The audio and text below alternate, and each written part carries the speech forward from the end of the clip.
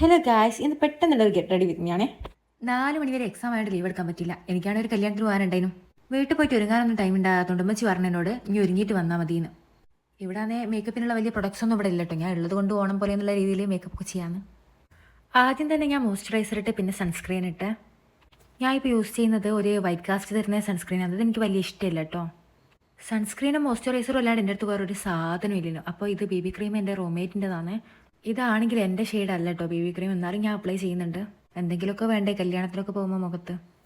ഇതിട്ട് കഴിയുമ്പോഴത്തേക്കും ഇത് എൻ്റെ ഷെയ്ഡല്ലാത്തതുകൊണ്ട് എൻ്റെ മുഖത്ത് ഒരു പുട്ടി അടിച്ചിട്ട പോലെ ഇങ്ങനെ അയ്യൊരിയിൽ നിൽക്കാൻ തുടങ്ങി. ലാസ്റ്റ് ഞാനങ്ങനെയല്ലോ ഇത് തുടച്ച് ശരിയാക്കി. എന്നാലും ഞാൻ വലിയ സാറ്റിസ്ഫൈഡ് ഒന്നും അല്ലേനും. പിന്നെ ഞാൻ കുറച്ച് ലിപ്സ്റ്റിക് എടുത്തിട്ട് കുറച്ച് ബ്ലഷും ഐ ഷാഡോ ഒക്കെ ആയിട്ട് ഇട്ട് കൊടുത്തു. അടുത്തത് എൻ്റെ മെയിൻ സാധനം ഹൈലൈറ്റർ. എനിക്ക് ഹൈലൈറ്റർ ഭയങ്കര ഇഷ്ടമാട്ടോ. ഞാൻ എവിടെ പോകുമ്പോൾ അതിടും. പ്രത്യേകിച്ച് കല്യാണക്കാന്നെ ഹൈലൈറ്റർ എനിക്ക് സ്കിപ്പ് ചെയ്യാൻ പറ്റാത്ത സാധനം. എനിക്കിങ്ങനെ തിളങ്ങണം. ഞാൻ കണ്ണിൻ്റെ മുകളിലൊക്കെ ഹൈലൈറ്റർ ഇട്ട് കൊടുക്കുന്നുണ്ട്. എല്ലായിടത്തിലും തിളങ്ങട്ടെ ഞാൻ. പിന്നെ ഞാൻ ഐലൈനറിൻ്റെ മുടി ഇറക്കാൻ വേണ്ടിയിട്ട് കുറച്ച് നേരം ഇരുന്ന് കഷ്ടപ്പെട്ട്. ഞാൻ ഐലൈനർ നല്ലതിലൊക്കെ എഴുതും, പക്ഷേ രണ്ട് കണ്ണും രണ്ടായിരിക്കുന്നുള്ളൂ. വേറൊരാൾക്ക് ഐലൈനർ ചെയ്ത് കൊടുക്കുമ്പോൾ ഞാൻ പെർഫെക്റ്റായി ചെയ്ത് കൊടുക്കും. പക്ഷേ സ്വന്തം കാര്യത്തിൽ എന്താ അങ്ങനെ പറ്റാതെ എനിക്കറിയില്ല. അങ്ങനെ എൻ്റെ മേക്കപ്പ് ഇവിടെ കഴിഞ്ഞ് ഞാൻ മുഞ്ചാക്കി. ഇനി എൻ്റെ മുടീൻ്റെ കാര്യമാണ്.